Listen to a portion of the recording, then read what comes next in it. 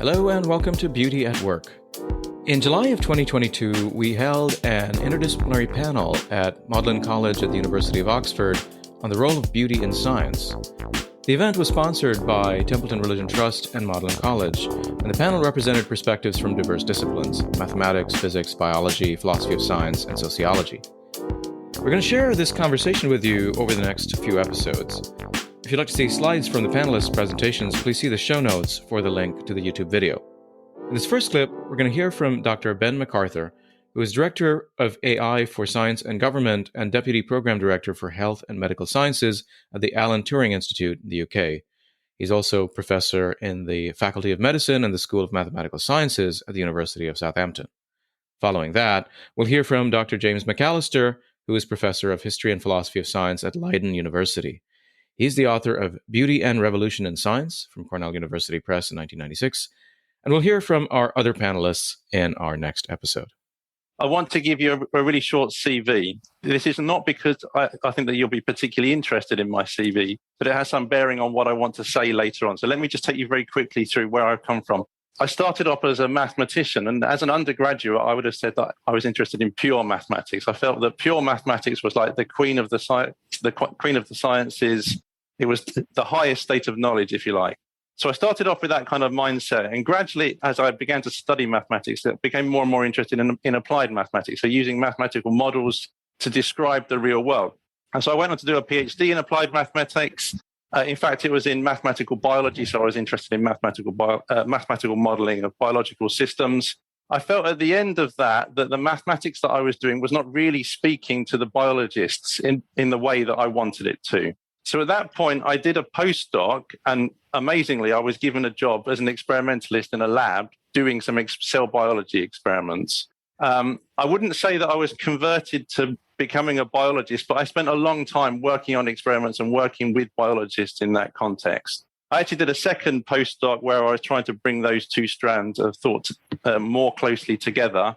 And then eventually I got an academic position, and my current position is a joint position between the Faculty of Medicine and the School of Mathematics. So I'm attempting to bring these two ways of thinking together. And so I have some experience in both of them.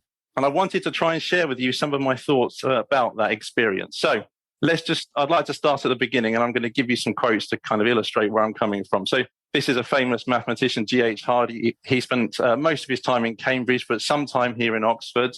And so he said this, he was a pure mathematician: beauty is the first test. There is no permanent place in the world for ugly mathematics. And I think this is such an interesting quote. I think it's really interesting because it says, well, there is a kind of immortality.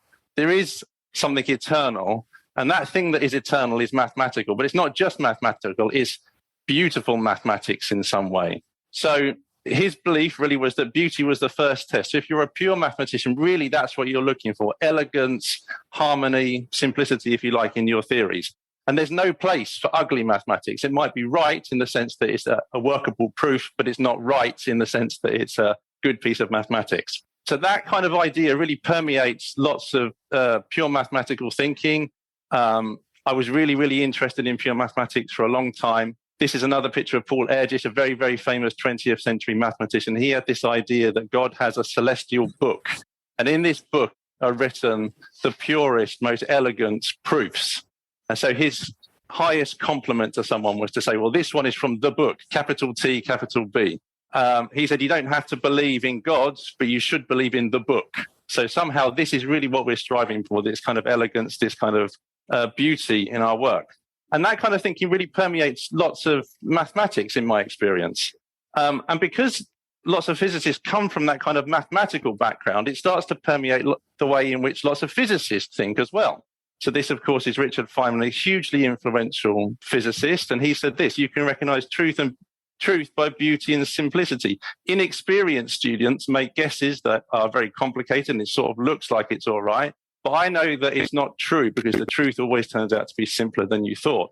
So if you're a young physicist coming to physics or coming to mathematics, and you hear the greats like this say, if you think it's complicated, you're getting it wrong, you're an inexperienced student, Well, you don't want to think that of yourself, do you? You want to think that you're a sophisticated student. So these kind of statements are enormously influential in mathematics and enormously influential in theoretical physics. And so this kind of permeates the way in which lots of us think about theory in particular. Now, as I began to have more and more exposure to biologists, I realized that they really don't see things like that at all. So this is a quote from Richard Preston. He's actually a journalist. He writes for the New Yorker. And he said, in biology, nothing is clear. Everything is too complicated. Everything is a mess. And just when you think you understand something, you peel off a layer and find deeper complications beneath. Nature is anything but simple. And so the sort of counterpoint to this very pure way of thinking, this mathematically led way of thinking, doesn't really feature so prominently in the biological sciences. In fact, in the biological sciences, things are enormously complicated. They're rich, you would say. There's diversity, and there's great beauty in that diversity. And so biologists would generally cherish that kind of complexity, that kind of beauty, that kind of feeling that the world is very, very complicated. And as we peel off one layer, we just get down to more and more depth, more and more complexity. So as I began to work more and more with biologists, I began to feel that this kind of feeling was certainly more present in the biological science community than in the physics community. Now, that's not that of course is a generality. Not everybody thinks like that, but in general, there seems to be this kind of feelings amongst the biological sciences community.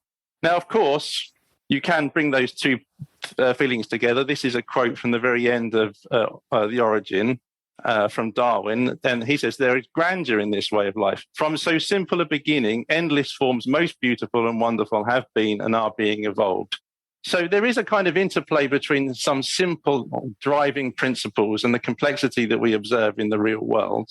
But it's not such a sharp dichotomy as you would see in the physical sciences. As I began to move more and more into the experimental sciences, I was really, really interested in interdisciplinary research. How can we bring together different communities? How can we bring biological scientists alongside mathematicians, say, to work collaboratively? And I kind of I wanted to really dissect why it's so difficult to do that.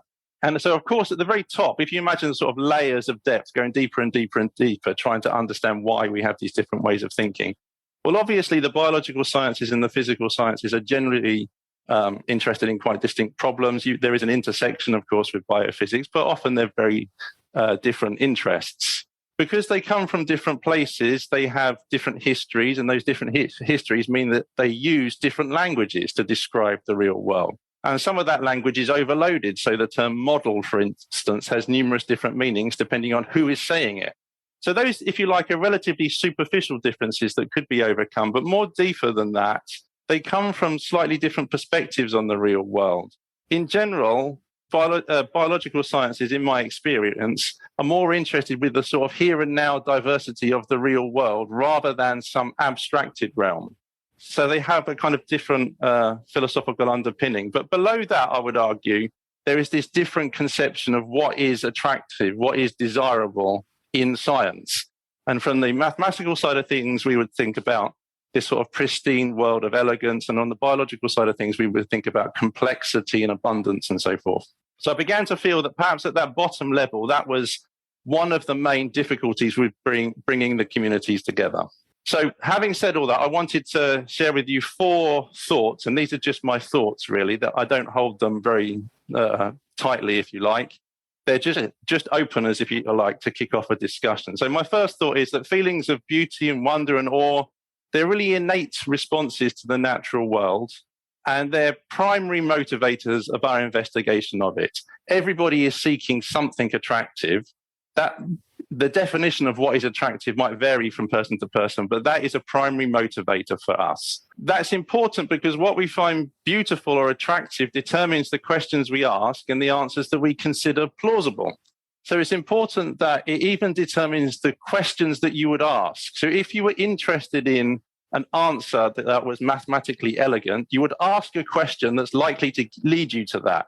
If you were interested in the abundance and complexity of life, you would ask questions that will lead you to that.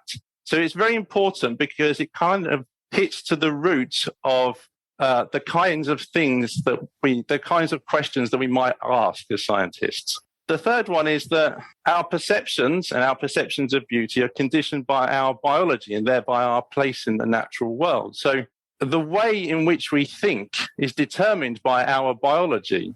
So the way that we perceive the world is determined by our biology. So what we find attractive in the world is determined by our biology. So, for instance, in my opinion, if we're ever to come to a grand unified theory of anything, we have to account for the fact that the ones doing the theorizing have a particular biology and a particular place in the natural world.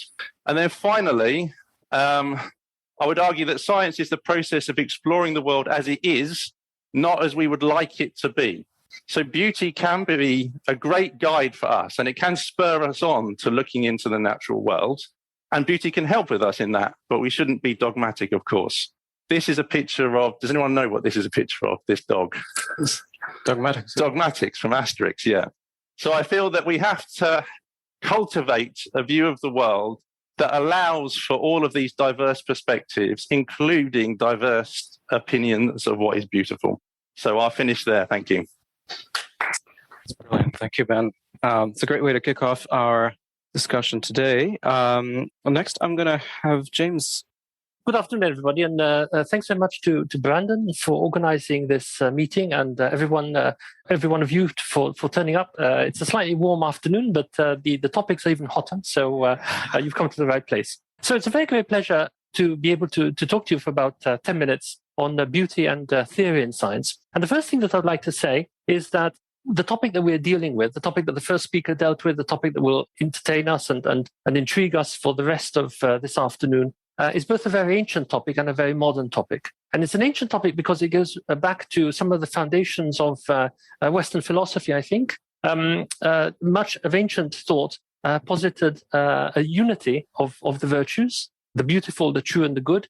You see that in various different manifestations. One of the manifestations that's best known is the way in which in Homer, for example, you can tell in many respects the character of the person that Homer is talking about from their physical appearance. And so all the best people are not only righteous and act well and are fair and so on, but they're also strikingly beautiful. The beautiful goddesses and the handsome heroes.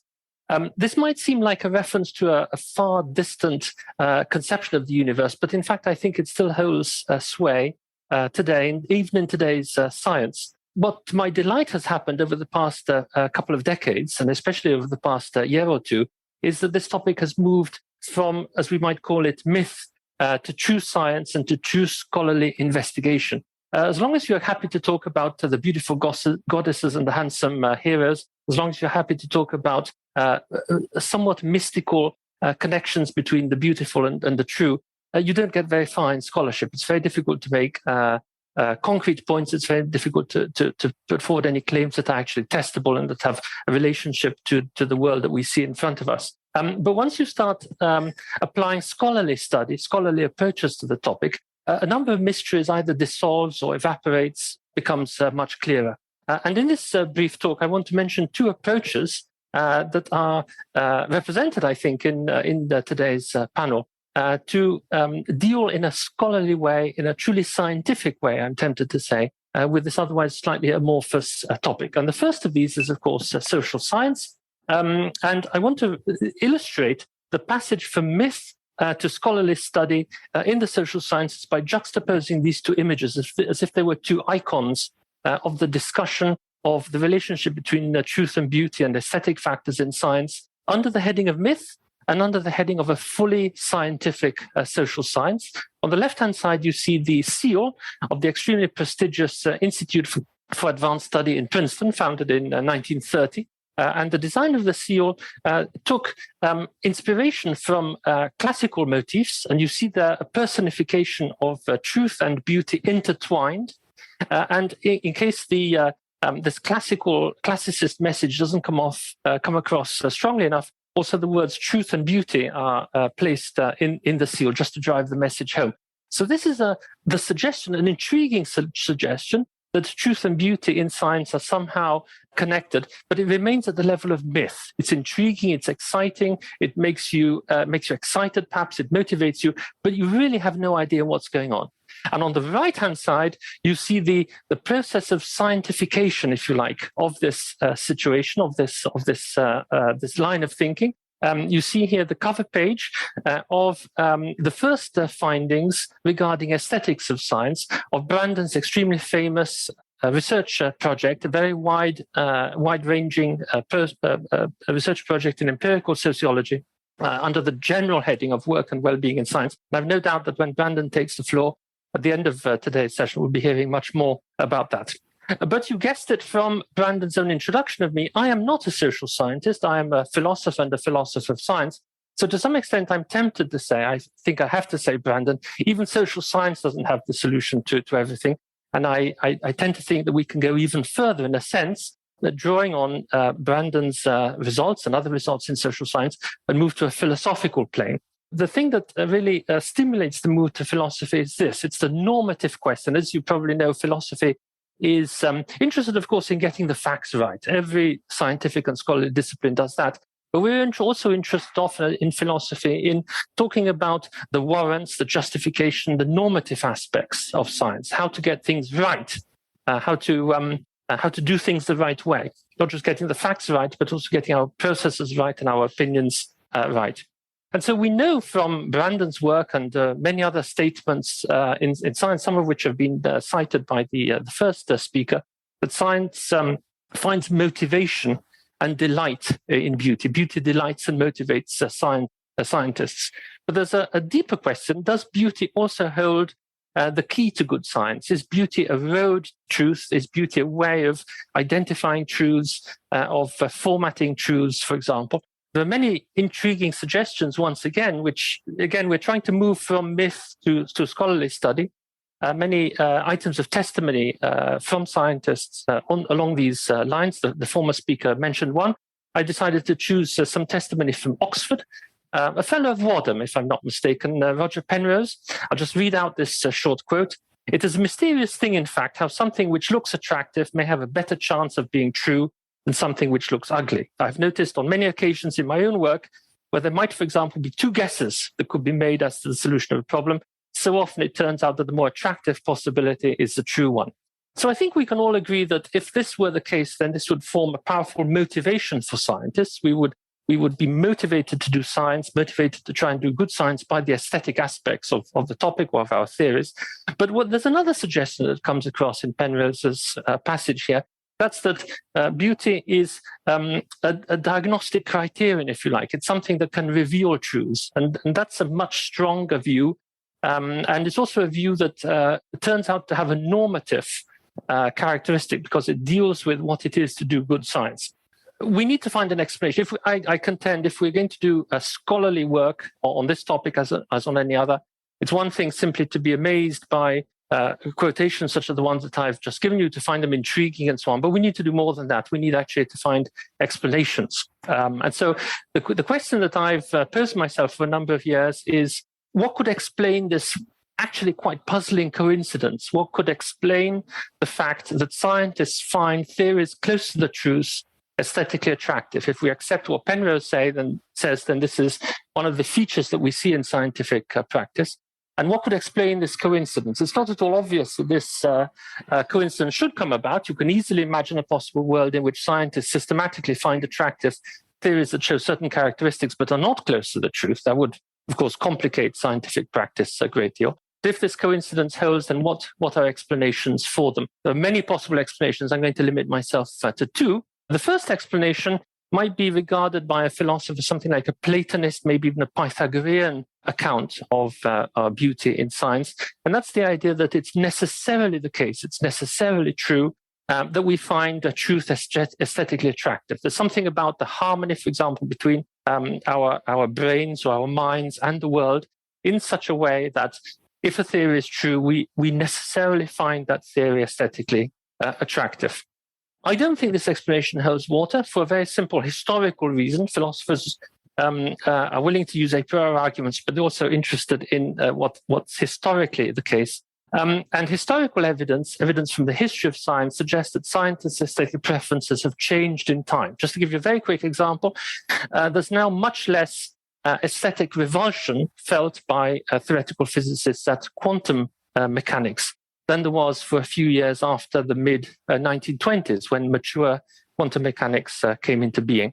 So this shows an evolution of scientists' canons and preferences among the aesthetic aspect of their theories. And so there's much more to be said about this. I can't, in 10 minutes, cover all the terrain, but this is my primary objection for this afternoon against this first explanation.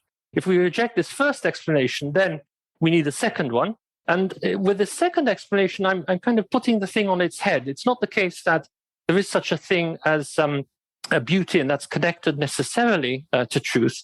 It's more that the empirical success of theories, the empirical success that a theory that's close to the truth will typically demonstrate, is partly responsible for our finding such theories aesthetically attractive. There's something about the empirical success, the empirical performance of a good theory that retunes, recalibrates our aesthetic preferences as scientists, kind of tunes our aesthetic preferences to just those features that at the moment seem to be correlated with good empirical performance in scientists.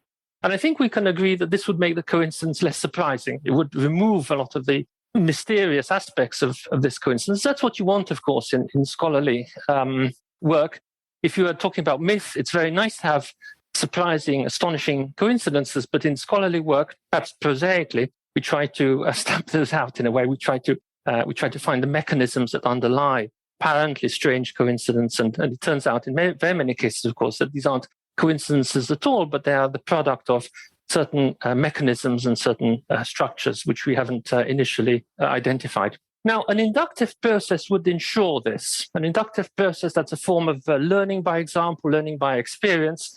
If we think that empirical performance shapes our way of thinking, then my mind, at any rate, immediately goes to inductive processes, learning by induction. And that's why about 25 years ago, I put forward a hypothesis about the ways in which scientists' psychologies, if you like, were shaped and affected by the experience that they have in their work as scientists in identifying theories that have empirically successful track records, have empirically successful empirical performances. I dubbed this the aesthetic induction, and it's a mechanism that explains why, even though at an early stage, a scientist might find a theory that's just been formulated, especially if it's an iconoclastic theory, such as quantum mechanics, aesthetically repulsive, nonetheless, the preferences of those scientists on the aesthetic plane are worn down, if you like, by the continuing empirical performance, the continuing empirical successes of those theories, until eventually the scientist comes to accept that those theories are aesthetically attractive. Why do they come to accept that? Well, because the scientist's own preferences have evolved according to this process of inductive learning that I've dubbed the aesthetic induction. And so this leads me to the conclusion of this extremely short talk. I think in the course of this afternoon's panel, we're going to see two complementary approaches at work. I think it's certainly fair to say that social science, empirical social science, quantitative social science can ascertain the motivating force of aesthetic factors. Do all scientists feel this force? How strong is this force? All sorts of things that Brandon will be talking to us about a little bit later.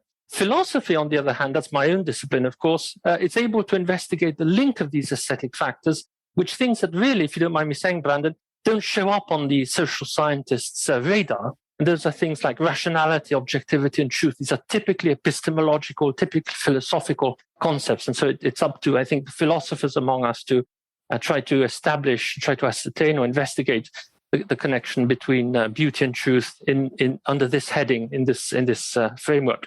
And for what it's worth, I still believe, even after 25 years, that my inductive account explains why scientists' aesthetic tastes are tuned to properties connected with truth. But induction being what it is, this connection is fallible and so can sometimes lead us astray, which I suspect might be another topic that we'll hear more about later on this afternoon.